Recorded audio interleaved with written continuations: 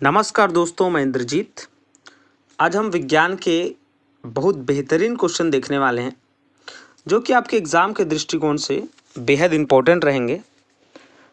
चलिए देर न करते वीडियो को स्टार्ट करते हैं। यदि आप चैनल में पहली बार जुड़े हैं तो चैनल को सब्सक्राइब कर लेंगे। वीडियो अच्छा लगे तो लाइक करिएगा और अपने फ्रेंड्स को शेयर करिएगा। धमनी का कार्य है। ऑप्शन आ, रक्त को अंगों से हृदय तक लाना। ऑप्शन बा, रक्त को हृदय से अंगों तक लाना। ऑप्शन सा, रक्त को हृदय से फेफड़ों तक लाना। और ऑप्शन नंबर द है कार्य निश्चित नहीं है। तो देखिए, धमनी और सीरा दो बहुत इंपॉर्टेंट टॉपिक होते हैं जिसको आप लोग क्लास 7th 8th में बहुत अच्छे से, 6 में भी थोड़ा बहुत इसका पढ़ाई होता है। तो यहाँ से इस टॉपिक से क्वेश्चन बनता है। एक धमनी सीरा हो गया और दूसरा पेड़ पौधों के लिए जाइलम और फ्लोएम। तो यहाँ से ज़्यादातर क्वेश्चन बनते हैं, इसलिए इसको अच्छे से करिएगा आप लोग। चलिए समझते हैं क्वेश्चन क्या है। धमनी का हमको कार्य पूछा है। तो धमनी का कार्य होगा ऑप्शन नंबर बा, रक्त को हृदय से अंगों तक लाना। जैसे ऑप्शन नंबर आ है, उसमें क्या लिखा है, रक्त को अंगों से हृदय तक लाना। ठीक है, तो ये आपका रॉन्ग हो जाएगा क्योंकि ये सीरा का काम होता है। सीरा क्या करता है, जो अंगों में रक्त होते हैं उसको हृदय तक लाता है, क्योंकि वो अशुद्ध रक्त हम उसको बोलते हैं। अशुद्ध रक्त का मतलब क्या, उसमें ऑक्सीजन नहीं होगा, इसलिए अशुद्ध कहते हैं। जिसमें ऑक्सीजन युक्त जो आपका रक्त है उसे हम शुद्ध रक्त कहते हैं, है ना। तो धमनी का मेन जो आपका कार्य है वो क्या है, जो रक्त है उसको हृदय से अंगों तक लाने का काम जो करेगा उसे हम कहेंगे धमनी। ठीक है, हार्ट से पंपिंग करते हुए उधर आपके बॉडी के हर एक पार्ट तक ले जाने का काम करेगा। ठीक है, नेक्स्ट क्वेश्चन है आपका सीरा के ऊपर क्वेश्चन है। तो सीरा के द्वारा शरीर के विभिन्न अंगों से लाया जाने वाला रक्त होता है। तो ये तो बहुत इजी क्वेश्चन हो गया क्योंकि अभी अभी हम इसको डिफाइन कर रहे थे। देखिए ऑप्शन समझिएगा। ऑप्शन आ, ऑक्सीजन युक्त जो रक्त होता है उसे हम शुद्ध रक्त कहते हैं। ठीक, और वो काम कौन करता है, धमनी करता है। तो हमसे क्वेश्चन तो सीरा से पूछा है। अब नेक्स्ट ऑप्शन है आपका कार्बन डाइऑक्साइड युक्त रक्त को हम अशुद्ध रक्त कहते हैं, और यही आपका राइट आंसर हो जाएगा। क्लियर, क्योंकि हमारा क्वेश्चन था सीरा के द्वारा शरीर के विभिन्न अंगों से लाया जाने वाला रक्त होता है। तो ये आपका अशुद्ध रक्त होता है, अर्थात कार्बन डाइऑक्साइड युक्त। क्लियर, तो ये बहुत बेहतरीन क्वेश्चन है ना सीरा, और आप इजीली समझ पा रहे होंगे, है ना।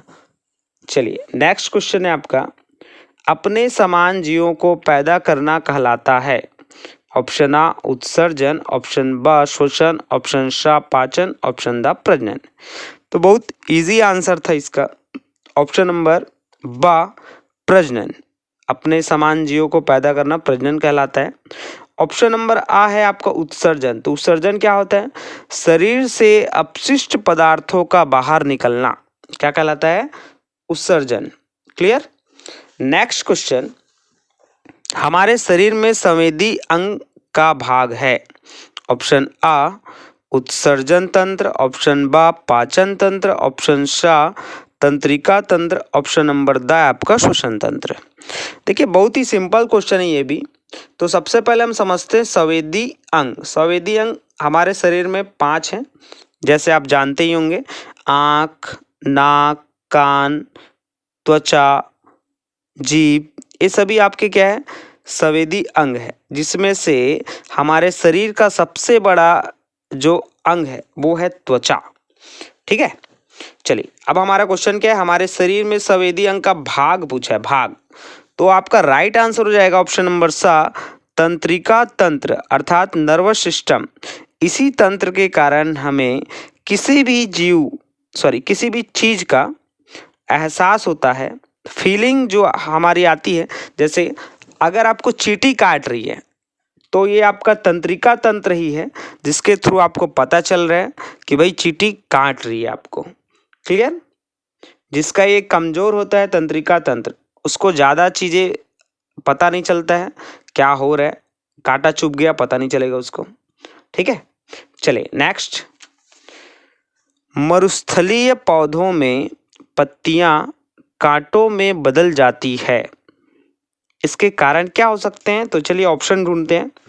ऑप्शन आ, जीव को आकर्षित करने के लिए। ऑप्शन बा, पानी की हानि को रोकने के लिए। ऑप्शन सा, अपनी सुरक्षा करने के लिए। ऑप्शन नंबर दा, सुंदरता के लिए। तो बेटा बहुत सिंपल सा क्वेश्चन है, इसका राइट आंसर हो जाएगा ऑप्शन नंबर बा, पानी की हानि को रोकने के लिए। क्योंकि पानी की जो हानि है उसको रोकने के लिए जो मरुस्थलीय पौधे होते हैं वो पत्तियां जो रहती है वो कांटों में बदल जाती, कांटों में रूपांतरित हो जाती है। जिस प्रकार आपने देखा होगा नागफनी, नागफनी एक पौधा है, उसमें आप देखेंगे कांटे रहते हैं उसमें, है ना। तो ये रहा आपका राइट आंसर ऑप्शन नंबर बा।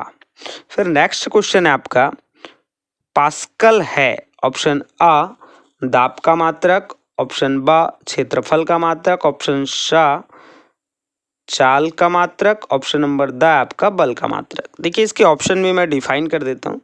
जैसे बल का मात्रक होता है न्यूटन, ठीक है, तो ऑप्शन नंबर द आपका राइट आंसर नहीं होगा, क्योंकि बल का मात्रक ऐसा ही मात्रक यदि आप देखेंगे तो न्यूटन होता है। उसी प्रकार चाल का मात्रक भी दिया है, तो स्पीड का जो मात्रक होता है वो होता है बेटा किलोमीटर पर आवर, है ना, या ये हो जाता है आपका मीटर पर सेकेंड, है ना, दोनों आप कर सकते हैं इसमें। उसी प्रकार क्षेत्रफल का जो मात्रक है वो वर्ग सेंटीमीटर या वर्ग मीटर में होता है। अब बचा केवल ऑप्शन नंबर आ, ये आपका राइट आंसर होगा, क्योंकि दाब का जो मात्रक होता है वो होता है न्यूटन प्रति मीटर स्क्वायर, जिसे हम लोग पास्कल भी कहते हैं। और पास्कल ही आपका क्वेश्चन था, तो पास्कल है तो दाब का मात्रक आपका राइट आंसर होगा। नेक्स्ट क्वेश्चन है आपका, पौधे जो अपना भोजन स्वयं नहीं बनाते हैं वे अपना भोजन दूसरे पौधों से लेते हैं, उन पौधों को कहते हैं। तो ऑप्शन आ है आपका मृतोपजीवी, ऑप्शन बा स्वपोषी, ऑप्शन सा परजीवी, ऑप्शन दा है कीटभक्षी। सभी ऑप्शन अच्छे हैं, थोड़ा थोड़ा आप समझ लीजिएगा इसमें क्या क्या हो सकता है। जैसे मृतोपजीवी, तो मृतोपजीवी किसको बोलेंगे? जो मृत शरीर को खाकर जिंदा रहते हैं, जैसे कवक, फफूंद, है ना, ये कहलाते हैं मृतोपजीवी। फिर आपका नेक्स्ट है स्वपोषी, तो स्वपोषी क्या काम करता है? जो अपना भोजन स्वयं बनाते हैं। उदाहरण के लिए अपन देखेंगे तो केवल पेड़ पौधे यही अपना प्रकाश संश्लेषण के थ्रू क्या करते हैं? भोजन स्वयं बनाते हैं, तो ये आपका स्वपोषी कहलाएगा। फिर ऑप्शन नंबर सा परजीवी, तो परजीवी क्या होगा? देखिए ये बहुत ही इजी चीज़ें हैं जिसको आपको मैं और भी एकदम इजीली ढंग से बता रहा हूँ, आप लोग बस इसको नोट डाउन करके रखिए, फिर कोई दिक्कत नहीं होगा आपको। देखिए परजीवी क्या होगा? इस प्रकार के जो पौधे होते हैं वो पेड़ों पर लिपटे रहते हैं और उनसे भोजन ग्रहण करते हैं। जैसे उदाहरण के लिए अगर हम देखेंगे तो अमरबेल, अमरबेल का पौधा जो है वो पेड़ के ऊपर लपटा, दूसरे पेड़ के ऊपर लपटा होता है ना, तो ऐसे लिपट के अपना भोजन ग्रहण करते हैं वो। फिर नेक्स्ट आपका है ऑप्शन नंबर द कीटभक्षी, तो ऐसे पौधे जो आवश्यक तत्व जैसे नाइट्रोजन की प्राप्ति के लिए कीटों को खाते हैं, इसे हम कहते हैं कीटभक्षी। उदाहरण के लिए घटपरडी जो कि दलदली क्षेत्रों में निवास करते हैं, है ना, तो इसका राइट आंसर हो जाएगा ऑप्शन नंबर सा परजीवी। ठीक है, चलिए नेक्स्ट क्वेश्चन। इसमें तो बहुत इजी क्वेश्चन है, आप ऐसी समझ भी गए होंगे आंसर क्या हो सकता है। देखिए मगरमच्छ एक उभयचर प्राणी है क्योंकि वह स्थल पर रहता है, जल और स्थल दोनों में रहता है। ऑप्शन सा जल में रहता है, ऑप्शन नंबर द जल और स्थल दोनों में नहीं रहता है। तो ये बहुत ही सरल क्वेश्चन है और इसका आंसर हो जाएगा ऑप्शन नंबर बा, जल और स्थल दोनों में रहता है ना। तो उभयचर प्राणी किसको बोलेंगे हम? तो वे प्राणी जो जल और थल अर्थात आपका पानी में भी रहेगा और जमीन में भी रहेगा ये, ठीक है, इसे कहते हैं हम लोग उभयचर प्राणी। जैसे एग्जाम्पल के लिए बहुत सारा चीज़ हमारे पास, मेढक आपने देखा होगा वो पानी में भी रहता है और जमीन में भी रहता है। मगरमच्छ, ये तो आपका क्वेश्चन ही था इसमें, है ना, ये भी दोनों में रहता है। कछुआ देखे होंगे आप लोग, तो कछुए भी आपने देखा होगा पानी में भी रहते हैं और आपका जमीन में भी रहेगा। उसी प्रकार सांप, सांप को तो सभी जानते हैं आप लोग, सांप दोनों में रह सकता है वो। तो इस प्रकार आपको मैं बता दिया कि उभयचर प्राणी क्या होते हैं। अब इसके जैसे जो ऑप्शन मैं आपको डील करके बता रहा हूँ उनसे भी क्वेश्चन यदि बनते हैं तो आप ऑप्शन देख के कर सकते हैं उसको आंसर, कोई दिक्कत नहीं है।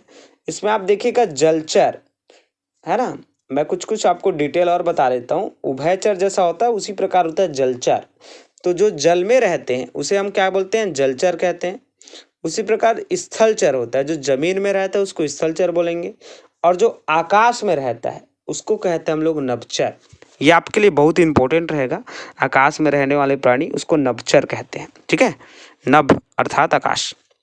फिर नेक्स्ट क्वेश्चन है आपका, सूरजमुखी के फूल हमेशा सूर्य की ओर उन्मुख रहते हैं, उन्मुख होते हैं क्योंकि?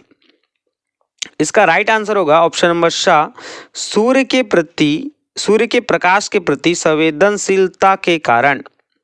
देखिए केवल सूरजमुखी ही नहीं, सभी पौधों के जो टिप होते हैं अर्थात ऊपरी भाग, वो सूर्य के प्रकाश के प्रति संवेदनशील होते हैं, ठीक है। तो इसका राइट आंसर ऑप्शन नंबर शाह, सूर्य के प्रकाश के प्रति संवेदनशीलता के कारण, ठीक है। फिर लास्ट क्वेश्चन है आपका, गोंद पौधे का खालिस्तान पदार्थ है। ऑप्शन आ प्रदूषक, ऑप्शन बा अपशिष्ट, ऑप्शन सा पोषक, ऑप्शन नंबर द इनमें से कोई नहीं। तो देखिए बेटा इसका राइट आंसर हो जाएगा आपका ऑप्शन नंबर बा, अपशिष्ट पदार्थ है। देखिए गोंद जो है वो कोशिका भित्ति के जो सेलुलोज के कारण, है ना, सेलुलोज के अपघटन के कारण ये बनता है ना। अगर क्वेश्चन आए कि गोंद कैसे बनता है तो आपको यही बताना है कि गोंद जो है वो कोशिका भित्ति के सेलुलोज के अपघटन के फलस्वरूप बनता है। क्लियर? तो ये रहे आपके शानदार साइंस के क्वेश्चन।